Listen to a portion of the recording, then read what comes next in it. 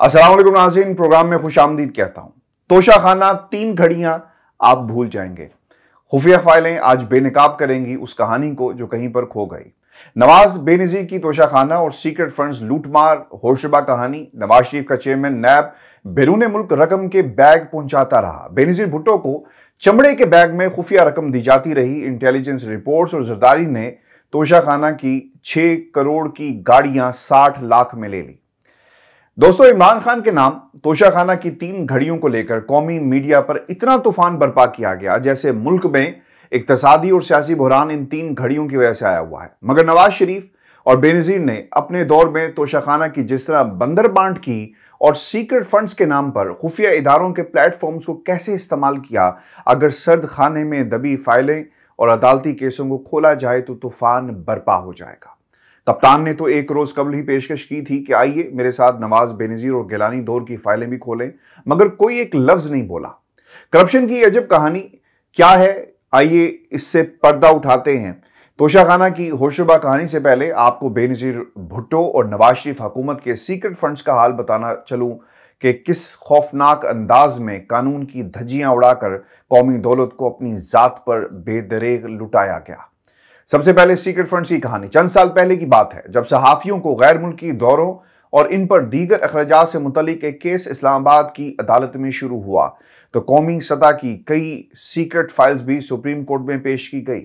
सहाफियों पर होने वाले अखराजात तो हुकूमत की वेबसाइट पर लगा दिए गए, मगर अहम शख्सियात के हाथों खुफिया फंड्स के इस्तेमाल की फाइलों को दाखिल दफ्तर कर दिया गया।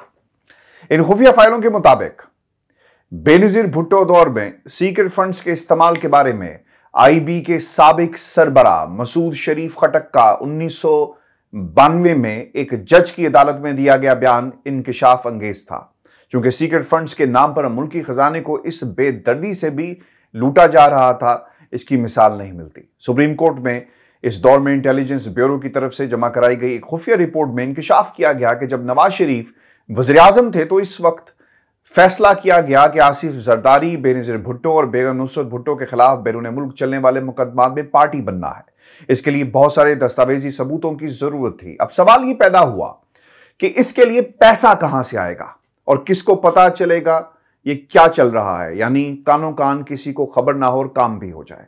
नवाज शरीफ के वफादारों ने इसका एक हल निकाला। इस साल आईबी का सालाना सीक्रेट बजट 8 करोड़ पे था। इस पर नवाज शरीफ ने अपने वजीर खजाना सरताज अजीज को कहा कि वो आईबी को खामोशी से 17 करोड़ पे जारी करें और आईबी को कहा गया कि वो इसे सीक्रेट फंड्स करार दे दें ताकि इन पैसों की पूछगिछ या ऑडिट ना हो सके। हुक्म की तामील हुई। जो ही ये पैसा आईबी के अकाउंट में पहुंचे तो नवाज शरीफ की तरफ से हुक्म दिया गया कि अब ये 17 करोड़ रुपए चुपके से सैफुर रहमान को दे दिए जाएं। वो बैगों में ये पैसे भरकर अपने साथ ले गए। आज तक कुछ पता नहीं कि सैफुर रहमान ने वो पैसे बैरून मुल्क कहां और किसको भिजवाए। सैफुर रहमान इन दिनों एहतसाब सेल को चला रहे थे। इमरान खान के एहतसाब की बात करने वाले अंदाजा करें कि नवाज शरीफ के दौर का चेयरमैन नैब सैफुर रहमान किन करतूतों में मुलव्विस था और आज सैफुर रहमान के साथी दोस्ती, वफादारी और रिश्तेदारी में बदल चुकी है। अक्टूबर 1997 में वज़ीर आज़म नवाज शरीफ के दफ्तर से वजारत खजाना को मजीद हदायत जारी की गई कि वो मजीद $6 लाख आईबी को सीक्रेट फंड्स की कीमत में अदा करें और आईबी को कहा गया कि ये $6 लाख भी सैफुर रहमान को दे दिए जाएं। वज़ीर आज़म नवाज शरीफ के दफ्तर से मजीद हदायत जारी होती है कि वो आईबी को 55,000 पाउंड खुली मार्केट से खरीद कर दें जो उन्होंने लंदन में एक फर्म को अदा करने थे। नवाज शरीफ ने मई 1999 में एक और हुक्म दिया कि 1.5 लाख पाउंड मार्केट से खरीदकर जनेवा की एक पार्टी को अदा करें। नवाज शरीफ ने अप्रैल 1999 को हदायत की कि लंदन में पाकिस्तान हाई कमिश्नर को 1,25,000 पाउंड ओपन मार्केट से खरीदकर भिजवा दें जिसने किसी कंपनी को अदायगी करनी थी। नवाज शरीफ के ही हुक्म पर लंदन में पाकिस्तान के हाई कमिश्नर को मजीद 1,09,000 पाउंड खरीद कर भिजवाए गए। नवाज शरीफ के हुक्म जारी होते रहे और पैसे बाहर जाते रहे। नवाज शरीफ के हुक्म पर $1 लाख आईबी ने सीक्रेट फंड से मार्केट से खरीदे और वो जनेवा भिजवाए गए। इससे पहले बेनजीर भुट्टो दौर में secret fund general Naseerullah Babar, Masood Sharif Khattak इस्तेमाल कर रहे थे। खटक साहब ने अदालत में दिए गए अपने तहरीरी बयान में इंकिशाफ किया कि जब वो डीजी आईबी थे तो सिर्फ वो बराह रास्त वज़ीर आज़म भुट्टो से सीक्रेट फंड्स के मामलात पर राब्ते में थे। किसी तीसरे को इल्म नहीं था ये पैसे किधर जा रहे हैं। वो पैसों के बैग भरकर वज़ीर-ए-आज़म हाउस जाते और वज़ीर-ए-आज़म हाउस में कोई रिकॉर्ड नहीं रखा जाता था कि कितने पैसे किसको दिए जा रहे हैं और कौन क्या कर रहा है, ये किसी को मालूम नहीं था।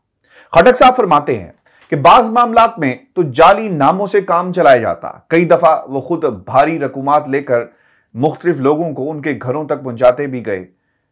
खटक के बकौल उनके लिए काफी था कि जनरल बाबर ने उन्हें एक सर्टिफिकेट दे दिया था कि ये सीक्रेट फंड्स के करोड़ों रुपए दुरुस्त जगह पर खर्च हुए थे। खटक लिखते हैं कि जो रकूमात आईबी सीक्रेट फंड से इस्तेमाल करती है उनका ना तो कोई ऑडिट होता है और ना ही जब ये रकूमात वज़ीर-ए-आज़म को फराहम की जाती हैं इनका कोई रिकॉर्ड रखा जाता है कि वो पैसे किसको क्यों दिए जा रहे हैं। बस पैसों का एक बैग वज़ीर-ए-आज़म हाउस पहुंचा दिया जाता। मसूद शरीफ खटक लिखते हैं कि उन्हें अच्छी तरह याद है कि वो चमड़े के एक बैग में नोट भरकर वज़ीर-ए-आज़म बेनज़ीर भुट्टो के पास ले जाते थे और इसका कोई रिकॉर्ड नहीं होता था। इस दौर में सहाफियों ने सुप्रीम कोर्ट में इल्तिजा की थी कि उन्हें मिलने वाली तो 5000 भी वेबसाइट पर डाल दिए गए। अदालत को मौसूल होने वाली सीक्रेट फंड्स की तफसील भी वेबसाइट पर डाल दी जाए, मगर किसी ने ये जुर्रत ना की और जुर्रत कैसे भी करते। ये वही अवाम के पैसे की लूटमार थी जिसका जिक्र इमरान खान हर रोज करते हैं, बार बार करते हैं। अब बात हो जाए जरा तोशा खाना की, जिस पर बहुत ज्यादा तूफान बरपा है। वो तोशा खाना जिसकी 3 घड़ियां इस्तेमाल करने पर कप्तान की नाअहली के ख्वाब देखे जा रहे हैं। अगर हम आपको बेनज़ीर भुट्टो, नवाज शरीफ और यूसुफ रज़ा गिलानी के दौर में तोशा खाना की बंदर बांड की तफसीलात बताएं तो आप अंदाजा नहीं कर सकेंगे कि इसकी कितनी सजा बनती है। तोशा खाना में लूटमार वज़ीर-ए-आज़म यूसुफ रज़ा गिलानी और नवाज शरीफ को नैब केसेस का सामना करना पड़ा, मगर किसी को जुर्रत ना हो सकी कि इस केस को आगे बढ़ाया जा सके। सबसे पहले लाहौर हाई कोर्ट में समाअत के दौरान नवाज शरीफ दौर की 2017-18 की रिपोर्ट जमा करवाई गई थी। रिपोर्ट के मुताबिक 90 ब्यूरोक्रेट्स ने 2 करोड़ 7 लाख के तहाइफ तोशाखाना से खरीदे। वज़ारत दाखिला के सेक्शन अफसर शहजाद अंजुम ने 90 लाख मालियत के जेवरात खरीदे। पीएसी कामरा के प्रोग्राम मैनेजर जावेद इकबाल ने 27 लाख की बलगारी घड़ी खरीदी। ऐवान सदर की प्रोटोकॉल अफसर मोहम्मद सईद ने मुतादिद अशिया खरीदी। काबीना डिवीजन के नजीबुल्लाह ने 600 रुपए में मुजस्मा खरीदा और गुलाम मोहम्मद ने सिर्फ 3500 में कारपेट खरीदा। सेक्रेटरी ऐवान सदर ने मार्बल डेकोरेशन पीस 2000 रुपए में खरीदा, जबकि 20,560 रुपए में दीवार पर सजावट की तस्वीर खरीदी गई। व्यूअर्स याद रखिएगा, ये वो वक्त है जब पैसे के जरिए तोशाखाना से तहाइफ खरीदे जा रहे हैं। सईद खान ने 9,500 रुपए में 2 डेकोरेशन पीस और 3,000 में 250 रुपए में एक खंजर खरीदा, जबकि मोहम्मद हिलाल जफर ने 3,000 रुपए में टेबल क्लॉथ खरीदा। Assistant cabinet division Rizwan Ahmed ने 4,000 रुपए में खंजर खरीदा। सेक्रेटरी शुमारिया डिवीजन रुखसाना यास्मीन ने 2 कारपेट 22,000 और 25,000 रुपए में खरीदे। एसओ कैबिनेट डिवीजन नजीबुल्लाह ने 600 रुपए में दोस्ती की अलामत का मुजस्मा खरीदा। तोशाखाना केस में एहतसाब अदालत में पेश न होने पर साबिक वज़ीर-ए-आज़म नवाज शरीफ के वारंट गिरफ्तारी जारी कर दिए गए थे, जबकि साबिक सदर आसिफ जरदारी और साबिक वज़ीर-ए-आज़म यूसुफ रज़ा गिलानी को कई बार तलब किया गया, मगर आज तक ये पेश ना हुए। नैब की रिपोर्ट के मुताबिक आसिफ अली जरदारी ने 3 गाड़ियां तोशाखाना में जमा कराने की बजाय खुद इस्तेमाल की। तोशाखाना रेफरेंस की समाअत के दौरान अदालत ने साबिक सदर आसिफ अली जरदारी और साबिक वज़ीर-ए-आज़म नवाज शरीफ को पाकिस्तान के सरकारी तोशाखाना से गाड़ियां लेने, जबकि साबिक वज़ीर-ए-आज़म यूसुफ रज़ा गिलानी को गाड़ियां देने के इल्जाम में तलब किया था। नैब ने अदालत को बताया कि आसिफ जरदारी और नवाज शरीफ ने उस वक्त के वज़ीर-ए-आज़म यूसुफ रज़ा गिलानी से गैर कानूनी तौर पर गाड़ियां हासिल की।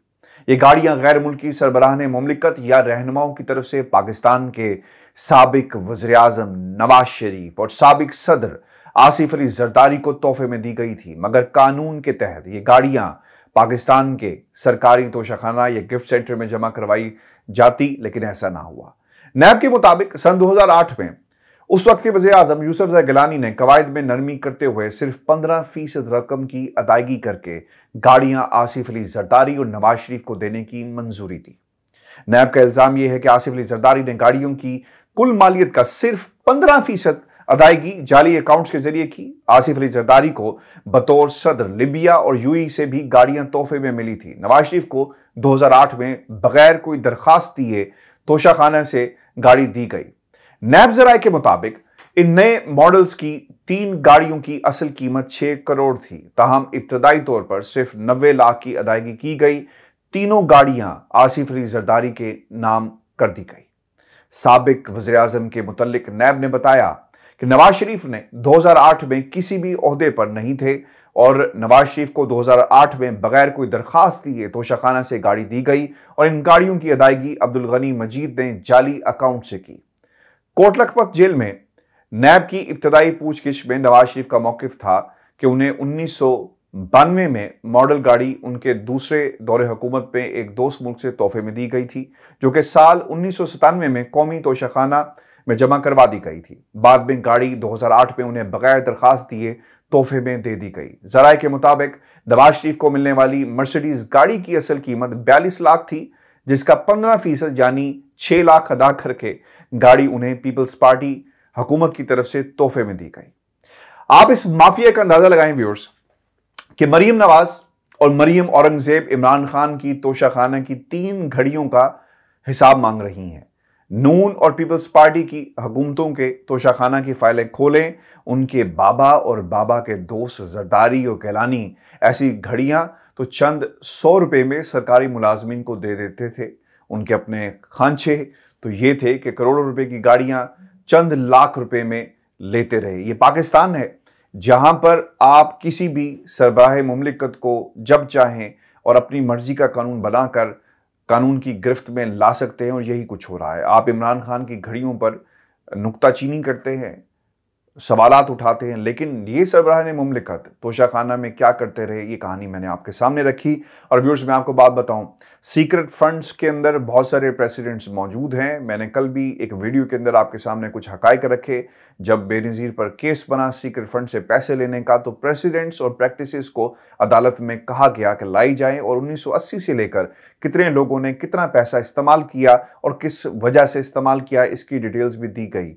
और फिर तोशाखाना, अब ये केस जब भी पाकिस्तान की अदालतों में चलेगा या फिर इसका रेफरेंस बनाकर जिस तरह पेश किया जाता है, तो सवाल ये जरूर उठाया जाएगा कि प्रैक्टिसेस क्या थी पाकिस्तान में। आसिफ अली जरदारी तोशाखाना के नाम पर कितनी गाड़ियां हड़प कर गए, कितने पैसे हड़प कर गए, उनके दोस्तों ने कितनी घड़ियां अपने हाथ पर बांधी, इसका भी हिसाब होगा।